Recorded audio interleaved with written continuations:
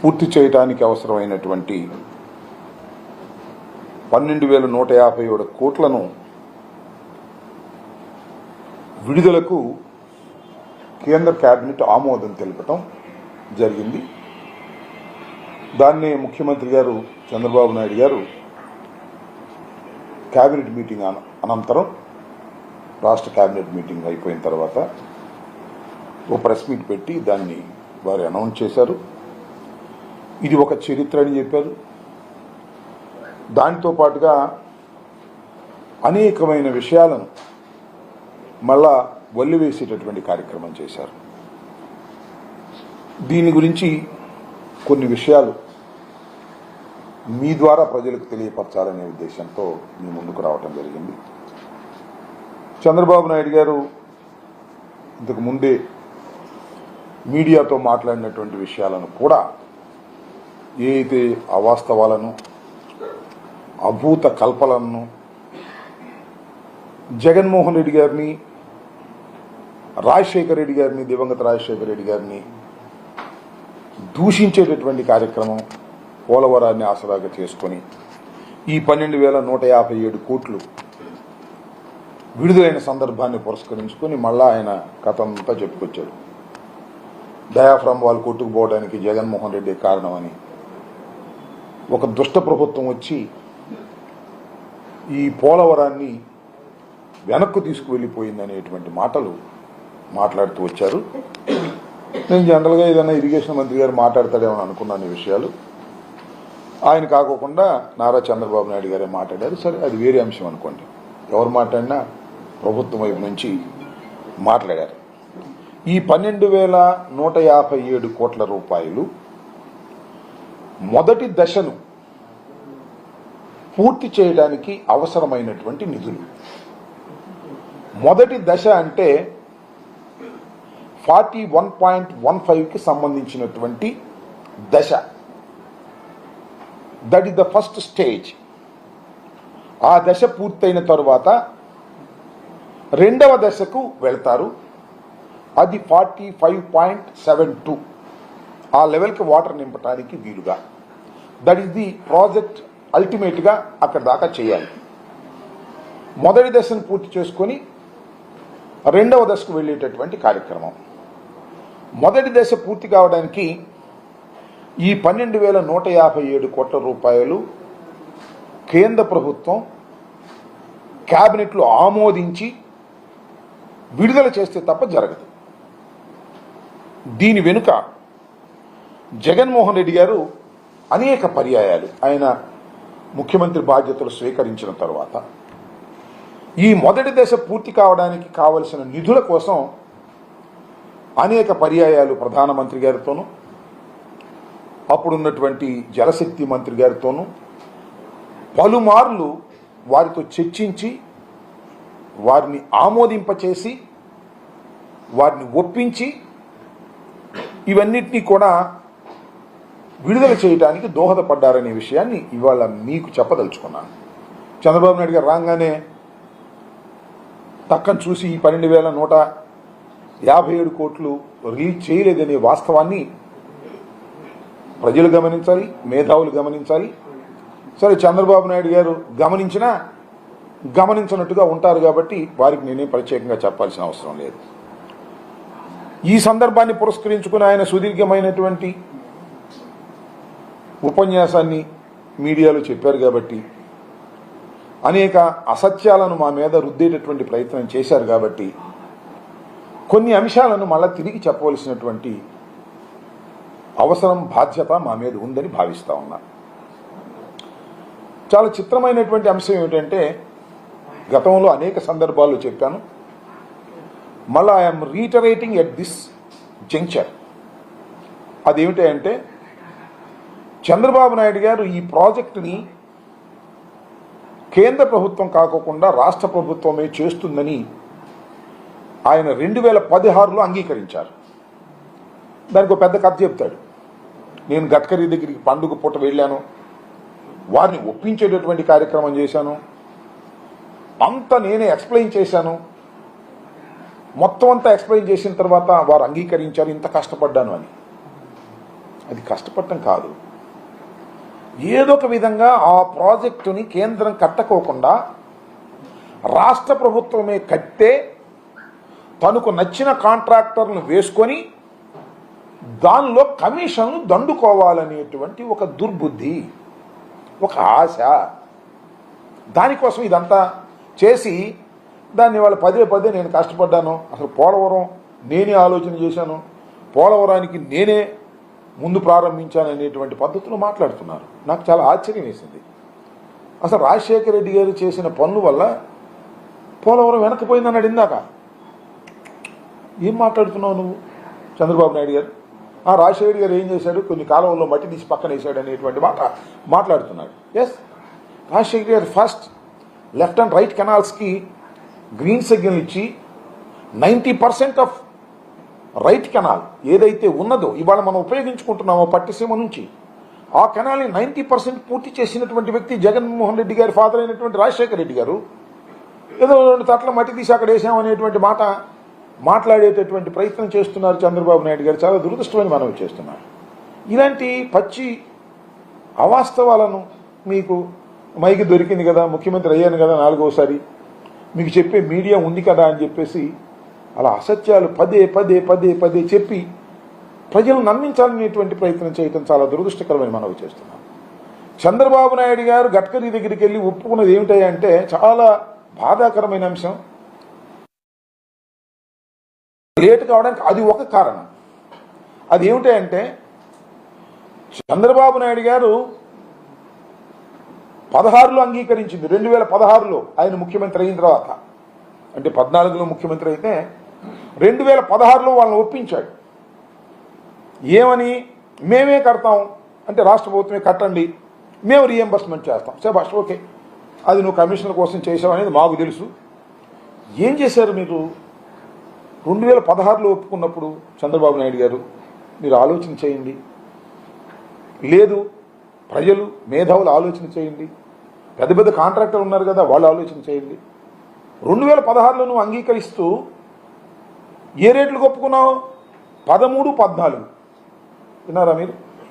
13, 14 సంవత్సరాల్లో ఏ రేట్లు అయితే ఉన్నాయో ఆ రేట్లకి మేము పూర్తి చేస్తాము మా రాష్ట్ర ప్రభుత్వం అని నువ్వు 16లో అంగీకరించావు. ఇది సాధ్యమా? అంత రిడిక్యులస్ ఇది.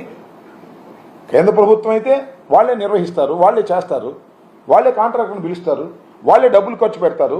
నో, అలా కుదరదు, మేము చేస్తాం. చేయటం కూడా ఎట్లా చేస్తాం? 13, 14 రేట్లకు పూర్తి చేస్తాం. ఎంత చౌకబేరం కేంద్రానికి. కేంద్రం లేటెస్ట్ రేట్ల ప్రకారం ఇవ్వాల్సిన అవసరం లేదు, దాని ప్రకారం మేము చేస్తాం అని చెప్పారు. దాని ప్రకారం మీరు చేసే కార్యక్రమంలో ఎంత దురదృష్టం అంటే అప్పుడు టోటల్గా మన రాష్ట్ర ప్రభుత్వం మొత్తం ప్రాజెక్టు విలువ 2013, 14 రేట్ల ప్రకారం మొత్తం ప్రాజెక్టు విలువ ఎంత అంటే 20,398 కోట్ల రూపాయలు. దానిలో ఏం జరిగింది? 4,730.71 కోట్లు రాష్ట్ర ప్రభుత్వం ఖర్చు పెట్టింది అప్పటికి. అది రాజశేఖర రెడ్డి టైంలో కానీ, కిరణ్ కుమార్ రెడ్డి గారి టైంలో కానీ, లేదు రోసయ్య గారి టైంలో కానీ ఇది ఖర్చు చేసింది. ఇది మినహాయించి ఇది కూడా జాతీయ ప్రాజెక్టులో మన వాటాగా పెట్టుకొని మిగతా అమౌంట్ ఏదైతే ఉందో ఈ మిగతా పోయిన అమౌంట్ పోగా ఆ మిగతా అమౌంట్ ఏది ఉందో అది మాత్రం ఇస్తానంటే ఒప్పేసుకొచ్చేశారు. ఇది రాష్ట్రాన్ని బాగు చేయడానికా, లేక మీరు బాగుపడటానికా, లేకపోతే మీ కాంట్రాక్టర్లు బాగుపడటానికా? What is this? ఇవాళ చెప్తున్నాడు, నాకు చాలా ఆశ్చర్యం వేసింది. మరి ఎట్లా చెప్పాలో నాకు అర్థం కావడంలా. చంద్రబాబు నాయుడు గారు అంటున్నాడు 2019లో మారిన ప్రభుత్వం వచ్చిన తర్వాత గ్రహణం పట్టింది ఈ ప్రాజెక్టుకి, జగన్మోహన్ రెడ్డి గారు సర్వనాశనం చేసేశాడు. నాకు బాధేస్తుంది, ఆవేశం వస్తుంది, కషి వస్తుంది, కడుపు తరుక్కుపోతుంది అని చెప్తున్నాడు. మహా అద్భుతమైన నటన. నాకు గుర్తొచ్చింది నిజంగా ఎన్టీ రామారావు గారు అన్న మాటలు, మా అల్లుడు నాకన్నా పెద్ద నటుడు అని అన్న మాటలు నాకు గుర్తొస్తున్నాయి. ఏది నాకు అర్థం కాలేదు చంద్రబాబు నాయుడు గారు. నేను మనవి చేస్తున్నా, నేను నటించటంలా. ఒక హృదయం ఉన్న మనిషిగా, హృదయం ఉన్నటువంటి ఒక పౌరుడిగా, ఒక బాధ్యత గల వ్యక్తిగా చెప్తున్నా. నేను జగన్మోహన్ రెడ్డి గారు ముఖ్యమంత్రి అయిన తరువాత 2019లో పోలవరం ప్రాజెక్టును శరవేగంగా నడిపించిన మాట వాస్తవం. పూర్తి కాలేదే అని అనొచ్చు. వాళ్ళు పూర్తి చేస్తామని 2018లో అనేక తప్పులు కమిట్ అయ్యారు. 2018లోనే వరద వచ్చింది. మీకు మనవి చేస్తున్నా, ఇది నేను చెప్పిన మాట కాదు. ప్యానల్ ఆఫ్ ఎక్స్పర్ట్స్, 2 కెనడా నుంచి, 2 యుఎస్ నుంచి, 4 బృందం వచ్చారు. ఎప్పుడు జగన్మోహన్ రెడ్డి గారు పవర్ పోయిన తర్వాత, చంద్రబాబు నాయుడు గారు ముఖ్యమంత్రి అయిన తర్వాత వచ్చారు. వాళ్ళు టోటల్ ప్రాజెక్టుని పరిశీలన చేశారు. శాటిలైట్స్తో ఫొటోస్ తీసుకున్నారు. మొత్తం ఎంక్వైరీ చేసి they have given a report. వాళ్ళు చాలా స్పష్టంగా చెప్పారు. జగన్మోహన్ రెడ్డి గారి టైంలో, ఇది మా వెబ్సైట్లో కూడా పెడతా ఉన్నా, పెట్టుంటారు బహుశా చూడండి. టోటల్గా వాళ్ళు ఒక పెద్ద రిపోర్టుని సబ్మిట్ చేశారు సొంతంగా. వాళ్ళేమి ఇండియన్స్ కాదు, కెనడాకు సంబంధించిన వాళ్ళు, అదేవిధంగా యుఎస్కు సంబంధించిన వాళ్ళు. ఇద్దరు దే ఆర్ ఆల్ ఎక్స్పర్ట్స్. పెద్ద పెద్ద ప్రాజెక్ట్స్ సంబంధించినటువంటి వరల్డ్ వైడ్ ఎక్స్పర్ట్స్ వచ్చి వాళ్ళు రిపోర్ట్లు ఏం చెప్పారంటే, సైమల్టేనియస్గా అన్ని ప్రారంభించడం వలన ఈ ప్రమాదం జరిగిందని చెప్పారు.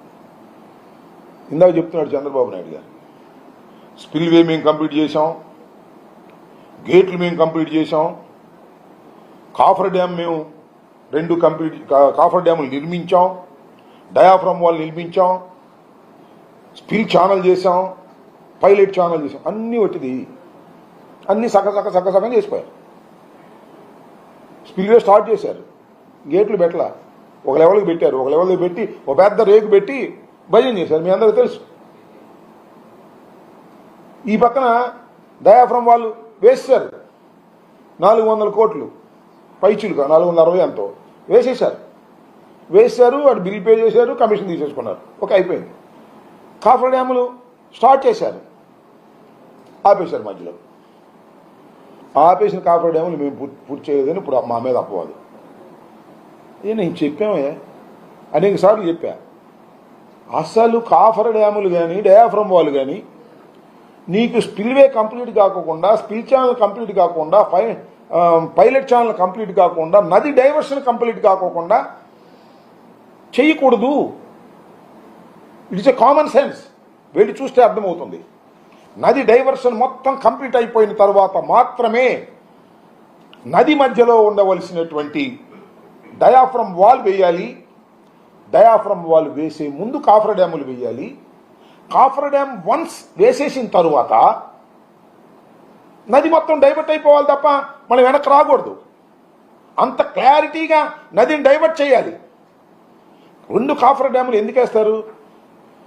ఒక డ్రై వర్కింగ్ ప్లేస్ కావాలి అక్కడ. అంటే నీళ్లు లేనటువంటి ఒక డ్రై వర్కింగ్ ప్లేస్ ఉంటే అక్కడ డయాఫ్రమ్ వాల్ వేస్తారు. డయాఫ్రమ్ వాల్ మీద ఎర్త్కమ్ రాక్ ఫిల్లింగ్ డ్యామ్ కడతారు. ఇది వాస్తవం. అది లేకోకుండా మొన్న చూశారుగా మీరు, రామానాయుడు ఇరిగేషన్ మంత్రిగా చెప్పాడు మొన్న. పాపం ఆయన తెలియదు, బహుశా ఆయనకి అబద్ధం ఆడటం తెలియదు అనుకుంటా. చంద్రబాబు నాయుడు గారి దగ్గర పెద్ద శిక్షణ పొందినట్టు లేడు ఆయన అని చెప్పేశాడు. అన్నీ ఒకసారి బిగిన్ చేస్తే టైం కలిసి వద్దని బిగిన్ చేశామన్నాడు. టైం కలిసి రావడం కాదు, పంపు ముంచేశారు. టైం మొత్తం పోయింది. 6 సంవత్సరాలు వెనకపోయింది. స్పిల్ వేట్ స్టార్ట్ చేసాం, స్పిల్ ఛానల్ స్టార్ట్ చేసాం, అదేది పైలట్ ఛానల్ స్టార్ట్ చేసాం, కాఫర్ డ్యాములు స్టార్ట్ చేసాం, డయాఫ్రమ్ వాల్ స్టార్ట్ చేసాం. అన్నీ కలిసి ఒకేసారి స్టార్ట్ చేసాం. దట్ ఇస్ ద ఫ్యాక్ట్ ఒప్పుకున్నాడు. అన్నీ కలిసి సైమల్టేనియస్గా ఒకేసారి స్టార్ట్ చేయటం అనేదే ఈ ప్రాజెక్టుకు పట్టిన శని.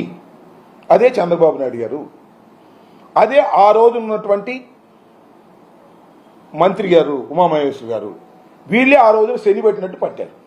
దాన్ని వాళ్ళు జగన్మోహన్ రెడ్డి గారిని అంటున్నాడు, శని పెట్టాడు, ఈ మనిషికి అసలు అవగాహన లేదు, ఈ మనిషికి అసలు ఏమీ తెలియదు అనేటువంటి మాట మాట్లాడుతాడు. మనిషి మీద దుమారం లేపేస్తున్నాడు. జగన్మోహన్ రెడ్డి గారి మీద దుమారం లేపేసి ఈయనకేం తెలియదు, ఈయనకి అసలు దాని మీద అవగాహన లేదు, ఈయనకేముంది అవగాహన? నాకు అర్థం కాల. ఈయన అవగాహన ఉంటే ఈ పని చేస్తారా? ప్రతి సోమవారం పోలవరం ఏం చేసావు? ప్రతి సోమవారం పోలవరం వెళ్ళి ఇది నువ్వు చేసినటువంటి పని. ఇవాళ చాలా విపరీతంగా జగన్మోహన్ రెడ్డి గారి మీద విషం కక్కేటువంటి కార్యక్రమం చేస్తూ పోలవరం అనేది జగన్మోహన్ రెడ్డి గారే చెడగొట్టారనేటువంటి బ్రాండ్ వేయడానికి ప్రయత్నం చేస్తున్నాడు. చాలా దురదృష్టకరం. నేను చెప్తున్నా, నేనే కాదు, ప్యానల్ ఆఫ్ ఎక్స్పర్ట్స్ రిపోర్ట్ 1 ఇచ్చినటువంటి రిపోర్ట్లో కూడా చాలా స్పష్టంగా వాళ్ళేమి చంద్రబాబు నాయుడు గారు, జగన్మోహన్ రెడ్డి గారు వాళ్ళకేం పేర్లు తెలియదు. జగన్మోహన్ రెడ్డి గారి టైంలో జరిగింది ఏంటి అనేది డేట్ల ప్రకారం రాశారు. చంద్రబాబు నాయుడు గారి టైంలో జరిగింది డేట్ల ప్రకారం రాశారు. ఆ డేట్లను అన్వయించుకుంటే చాలా క్లియర్గా వస్తుంది. ఇది మా వెబ్సైట్లో బహుశా పెట్టుంటారు, నేను మొన్న అనౌన్స్ చేశాను, పెట్టుంటారు. మేధావులు, విజ్ఞులు దీన్ని పూర్తిగా చదవండి. పోలవరం విషయంలో చంద్రబాబు నాయుడు గారు కమిషన్ల కోసం కక్కుర్తి పడటం వలన ప్రతి పని ఇందాక చెప్తున్నాడు, ఎన్నో వేల క్యూబిక్ మీటర్లు సిమెంట్ను ఒకేసారి వేసి గిన్నీస్ బుక్ రికార్డును సాధించాం మా టైంలో అని వేశారు. నిజమే, గిన్నీస్ బుక్ రికార్డు సాధించిన మాట నిజమే. కానీ దానిలో కమిషన్ల కోసం కక్కుర్తి పడి ప్రాజెక్టులు ఏముంది, కింద వేసేయటమే కదా, సిమెంట్ వేసి పారేశారు. సిమెంట్ కంకర కలిపేసి, మీకు అర్థమైంది, స్పిల్వే ఉంటుంది కదా, స్పిల్వే దూకుద్ది కదా వాటర్, దూకేటప్పుడు కింద వేసేటటువంటి ఒక పెద్ద స్ట్రక్చర్ నేల మీద. ఎందుకంటే ఇది పడ్డప్పుడు అది గుంట పడకుండా స్ట్రక్చర్ అంతే, అది పెద్ద కట్టడం ఏం కాదు, లారీలతో పోసేయటమే. స్పిల్వే కంప్లీట్ కాల, ఎగవలా, దానికి గేట్లు పెట్టలా, ఇది మాత్రం వేసేసారు. ఎందుకంటే తొందరగా బిల్ అయిపోద్ది, క్యూబిక్ మీటర్స్ ఇంత అని పెట్టేసి బిల్ చేసేసుకుని కేంద్ర ప్రభుత్వం తీసేసుకుని కమిషన్ తీసేసుకుని సరిపోద్ది. కమిషన్ల కోసం కక్కుర్తి పడే కార్యక్రమాలు చేయడం వల్లనే ఈ ప్రాజెక్టుకు శనిగా పట్టుకున్నారు మీరు. మళ్ళీ వచ్చాడు శనిలాగా ఇవాళ మళ్ళీ చంద్రబాబు నాయుడు గారు. నేను మనవి చేస్తున్నా, ఇది చాలా దురదృష్టకరమైనటువంటి పరిణామం. నేను మనవి చేస్తున్నా, జగన్మోహన్ రెడ్డి గారు వచ్చిన తర్వాత వారు చేసినటువంటి తప్పిదాలను సరిచేసేటటువంటి కార్యక్రమంలో జగన్మోహన్ రెడ్డి గారు రివైజ్డ్ కాస్ట్ ఎస్టిమేషన్ కింద పోలవరం ప్రాజెక్టు పూర్తి చేయడానికి ఆ రోజున అయినటువంటి 20,000 చిల్లరకు మీరు ఒప్పుకున్నది ఇది కరెక్ట్ కాదు అని కేంద్ర ప్రభుత్వంతో పలుమార్లు చర్చించి కాస్ట్ను రివైజ్ చేసి మళ్ళీ లేటెస్ట్ రేట్ల ప్రకారం రివైజ్ చేసి 55,656 కోట్ల రూపాయలు ఈ ప్రాజెక్టుకి ఆ రోజు రేట్ల ప్రకారం ఖర్చు అవుతుందని చెప్పేసి ఇక్కడ నుంచి మేము పంపిస్తే టెక్నికల్ అడ్వైజరీ కమిటీ వాళ్ళు, revised estimated committee, Polavaram project ఖర్చుని వాళ్ళన్ని పరిశీలించి ఆ రివైజ్డ్ కాస్ట్ కమిటీ ఉంటుంది అక్కడ డిఫరెంట్ స్టేజెస్ ఇదంతా కూడా వాళ్ళు చర్చించుకుంటారు. కేంద్ర ప్రభుత్వం వారికి ఉన్నటువంటి రివైజ్డ్ కాస్ట్ ఎస్టిమేషన్ కమిటీ వాళ్ళు దాన్ని పరిశీలన చేసి ఈ ప్రాజెక్టు నిర్మాణానికి 47,725 కోట్లు ఖర్చు అవుతుందని వాళ్ళు ఒప్పుకున్నారు. మేము పంపించినప్పుడు జగన్మోహన్ రెడ్డి గారు ముఖ్యమంత్రిగా ఉన్నప్పుడు ఈ 55,656 కోట్ల రూపాయలు మేము ఖర్చు అవుతుందని ఇక్కడ నుంచి మనం పంపిస్తే రివైజ్డ్ కాస్ట్ని దాన్ని 47,755 కోట్లకి ఖర్చు అవుతుందని చెప్పేసి వాళ్ళు యాక్సెప్ట్ చేశారు. దీనిలో భాగంగా ఫస్ట్ స్టేజ్, ఇందాక నేను చెప్పినట్టు ఫస్ట్ స్టేజ్ 41.15 హైట్ వరకు నీళ్లు నిలపడానికి ఎంత ఖర్చు అవుతుంది అంటే ఫస్ట్ స్టేజ్కి 31,625 కోట్లు ఖర్చు అవుతాయని అన్నారు. 47,725 కోట్లలో ఫస్ట్ స్టేజ్కి అప్పుడున్న రేట్ల ప్రకారం, లేటెస్ట్ రేట్ల ప్రకారం 31,625 కోట్లు ఖర్చు అవుతాయి అని చెప్పారు. అయితే ఇక ఈ 31,625 దానిలో ఖర్చు పెట్టింది కాక మిగతా అన్ని కలిపి లెక్కేసి ఆ 12,157 కోట్ల రూపాయలు ఈ మొదటి దశకు ఇవ్వడానికి రివైజ్డ్ ఎస్టిమేషన్ కమిటీ యాక్సెప్ట్ చేసింది.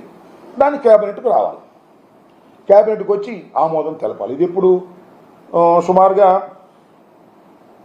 ఎన్నికలకు ముందే ఇదంతా అయిపోయింది. జూన్ జూలై మాసంలో కేబినెట్ మీటింగ్లో పెట్టాల.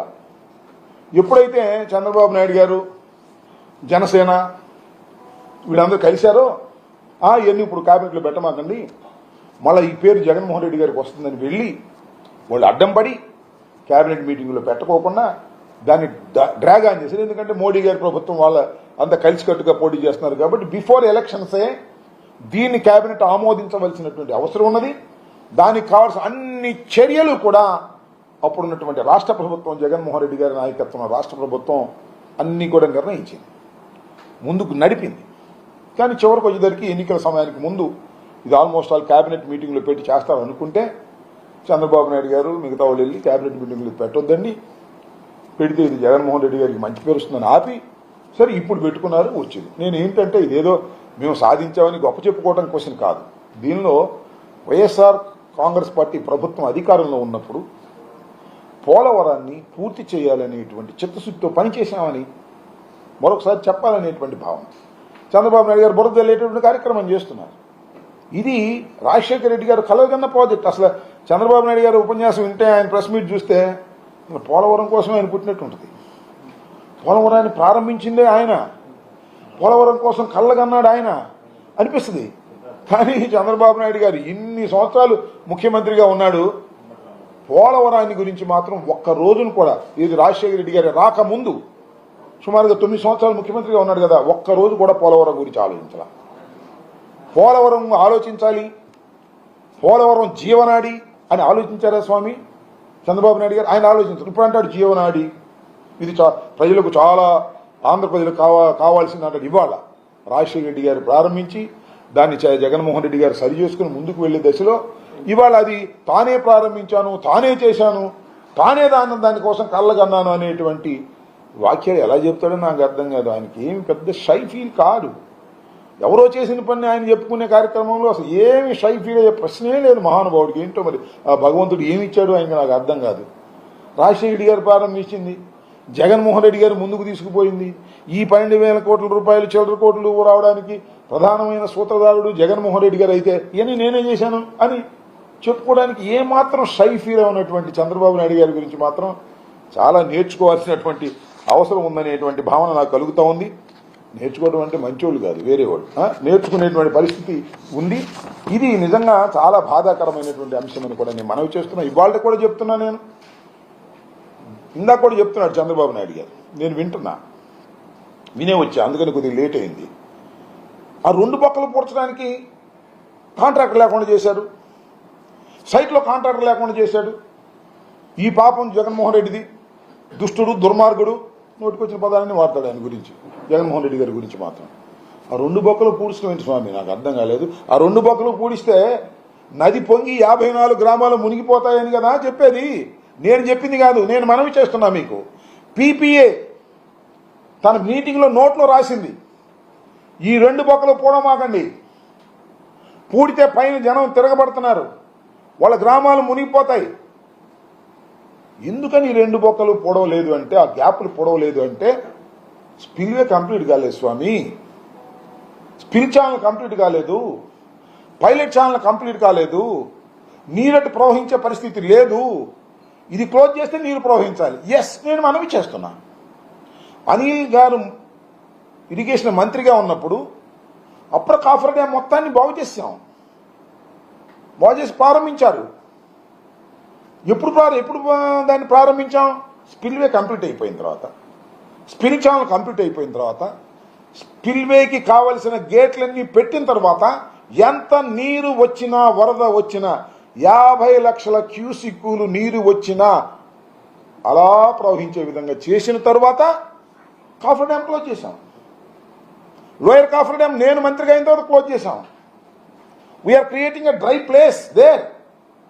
కానీ అఫ్ కోర్స్ ఇప్పుడు డ్రై ప్లేస్ ఏదనుకోండి, ఎందుకంటే వాటర్ బాగా సీపేజ్ అవుతా ఉంది. ఎందుకు అవుతా ఉందంటే కాఫర్ డ్యామ్ టైం అయిపోయింది, 3 సంవత్సరాల కన్నా ఎక్కువ ఉండదు. జెడ్ రౌటింగ్ గోడలన్నీ కూడా వీక్ అయ్యాయి. దాని గురించి కూడా ఈ ఎక్స్పర్ట్ ప్యానల్ కమిటీలు చెప్పారు. 2018లో వచ్చినటువంటి వరదే, 2018 అంటే చంద్రబాబు నాయుడు గారు అధికారంలో ఉన్నప్పుడు వచ్చిన వరదే. ఆ రోజునే డయాఫ్రమ్ వాల్ దెబ్బతిన్నది, ప్రారంభమైంది డయాఫ్రమ్ వాల్ దెబ్బతింటాం.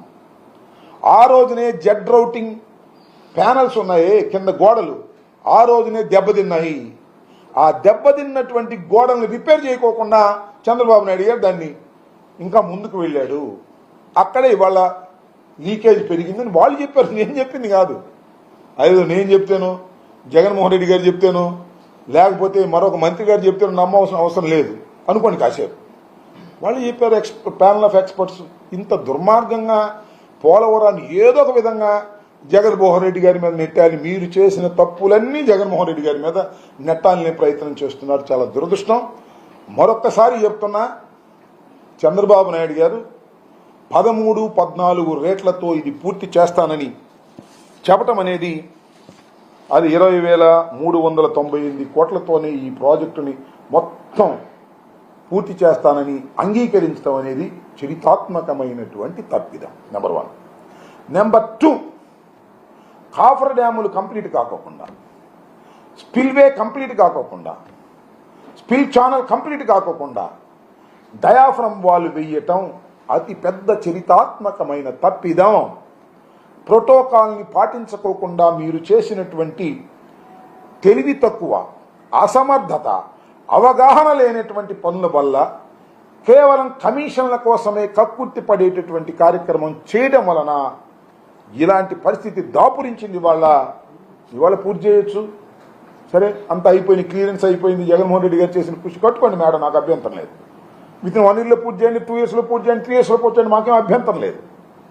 కానీ ఇది జగన్మోహన్ రెడ్డి గారి మీద రుద్దాలనేటువంటి ఒక విష ప్రయత్నాన్ని దయచేసి మీరు చేస్తే ప్రజలు క్షమించరు. ఇదేదో మీ సొంత ప్రాజెక్ట్ లాగా, మీరే కష్టపడి ప్రారంభించిన ప్రాజెక్ట్ లాగా, రాజశేఖర రెడ్డి గారు ప్రారంభించినటువంటి ప్రాజెక్ట్ని మీరు ఇవాళ కార్యక్రమం చేస్తున్నారు. ఈ 12,000 చిల్లర కోట్లకు కూడా 12,157 కోట్లు ఇవాళ విడుదలైన వాటికి కూడా ఒక తీవ్రమైనటువంటి ప్రయత్నం జగన్మోహన్ రెడ్డి గారు 2 సంవత్సరాల నుంచి చేస్తుంటే ఇవాళకు పూర్తయిందనే విషయాన్ని మీరు గమనించాలని కూడా ఈ సందర్భంగా నేను చెప్పదలుచుకున్నా. ఇంకపోతే ఇంకొక నిర్ణయాన్ని కూడా ఇవాళ కేబినెట్లో చేశారు. అదేంటంటే రివర్స్ టెండరింగ్ అనే విధానాన్ని వీళ్ళ కేబినెట్లో దాన్ని రద్దు చేశారు. జగన్మోహన్ రెడ్డి గారు ముఖ్యమంత్రి అయిన తర్వాత, ఈ ప్రభుత్వ అధికారంలోకి వచ్చిన తర్వాత ప్రభుత్వానికి ఆదా చేయాలి అనేటువంటి ఉద్దేశంతో ఒక రివర్స్ టెండరింగ్ విధానాన్ని ప్రవేశపెట్టడం జరిగింది. 10 లక్షలు దాటిన ప్రతి పనికి రివర్స్ టెండరింగ్కు, అలాగే 100 కోట్ల పైచీలకు ఉన్నదానికి జ్యుడిషియల్ ప్రివ్యూకి ఇచ్చి ఆ తర్వాత కాంట్రాక్టులకు ఇచ్చేటటువంటి పద్ధతి ఒక బహుశా దేశంలో ఎక్కడా లేదేమో. జగన్మోహన్ రెడ్డి గారి టైంలో అది ఆంధ్రప్రదేశ్లో ఈ రివర్స్ టెండరింగ్ విధానాన్ని ప్రవేశపెట్టడం జరిగింది. ఈ రివర్స్ టెండరింగ్ విధానాన్ని ప్రవేశపెట్టడం వల్ల ఏం జరుగుతుందంటే కాంట్రాక్టర్లో విపరీతమైన పోటీ వచ్చి ఆ రేట్లు తగ్గి, అంటే ఎవడు పడితే వాడు రింగ్ అయిపోయి వేసుకోకుండా ఉండేందుకు వీలుగా ప్రభుత్వానికి లాభం జరగాలనేటువంటి ఒక చిత్తశుద్ధితో సదుద్దేశంతో ఈ రివర్స్ టెండరింగ్ విధానాన్ని ప్రవేశపెట్టారు. ఈ రివర్స్ టెండరింగ్ ద్వారా నేను మనవి చేస్తున్నా, పోలవరానికి సంబంధించి సరే మేమేదో అంతకుముందు ఉన్నటువంటి కాంట్రాక్టర్ మార్చేసి మరో కాంట్రాక్టర్ని పెట్టడం వల్ల ఏం జరిగిపోయిందని, మెగా రావడం వల్ల ఇదంతా జరిగిపోయిందని మాట్లాడుతూ ఉన్నారు. అఫ్కోర్స్ ఆయన ఒకటి మర్చిపోతున్నాడు, అంతకుముందు నవయుగాకు ముందు మన స్టాల్ స్థాయి ఉండేది, దాన్ని మార్చిపెట్టాడు ఆయన. దాన్ని మాత్రం ఆయన చేస్తే తప్పు కాదు. ఆయన పైగా టెండరింగ్ ద్వారా కాదు, నామినేషన్ ద్వారా మార్చేశాడు. వాళ్ళ దగ్గర నుంచి వీళ్ళకి నవయోగ ఇచ్చేసాడు. నవయుగ అంటే రామోజీరావు గారికి సంబంధించినటువంటి బంధువులకు సంబంధించినటువంటి కంపెనీ. ఆ నవయుగాన్ని తీసేసి మళ్ళా టెండర్స్ పిలిచి మెగా వాళ్ళు ముందుకు వస్తే మెగా వాళ్ళకి రివర్స్ టెండరింగ్లు ఇవ్వటం వల్ల 850 కోట్ల రూపాయలు దానిలోనే మరి మిగిలినటువంటి పరిస్థితి చాలా అంకెల్లో మేము చూపించాం. ఒక్క రివర్స్ టెండరింగ్ ద్వారా ఒక్క పోలవరానికి 850 కోట్లు, అంటే వాళ్ళు డయాఫ్రమ్ వాళ్ళు సరిపోయినటువంటి ఆ రోజుల్లో. మరి మేము దాన్ని మిగిల్చామని కూడా ఈ సందర్భంగా మనవి చేస్తున్నాం. అదేవిధంగా పోలవరం హెడ్ వర్క్స్ సంబంధించి జల విద్యుత్ ఉత్పత్తి కేంద్రానికి 782.80 కోట్లు. ఇవన్నీ రివర్స్ టెండరింగ్ ద్వారా ప్రభుత్వానికి చేకూరినటువంటి లాభాల గురించి నేను ఇవాళ ప్రస్తావన చేస్తున్నాను. అలాగే పోలవరం హెడ్ వర్క్స్ జల విద్యుత్ ఉత్పత్తి కేంద్రానికి చెప్పాను 782.80 కోట్లు. అదే ప్రాజెక్టులో లెఫ్ట్ కనెక్టివిటీకి 65 ప్యాకేజ్ పనులకి 58.53 కోట్లు. సోమశీల కెనాల్ 2వ దశ పనులకి 67.9 కోట్లు. వెలుగొండ 2వ టన్నల్లో మిగిలిన పనులకి 61.76 కోట్లు. అత్తలూరు ప్రాజెక్టు రిజర్వాయర్ పనులకు కూడా మరొక 67.9 కోట్లు ఆదా అయ్యాయి.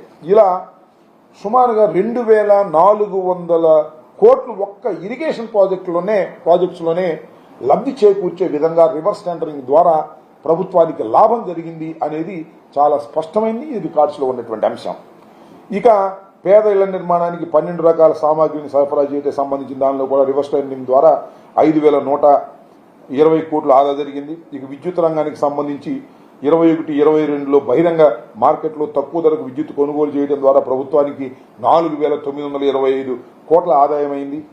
హంద్రి నివాస్ సాగునీటి ప్రాజెక్టు 2వ దశకు అంతర్భాగమైన పొంగనూరు కాలువ విస్తరణకు 2022 సెప్టెంబర్లో నిర్వహించిన రివర్స్ టెండరింగ్ ద్వారా 44.15 కోట్ల ఆదాయింది.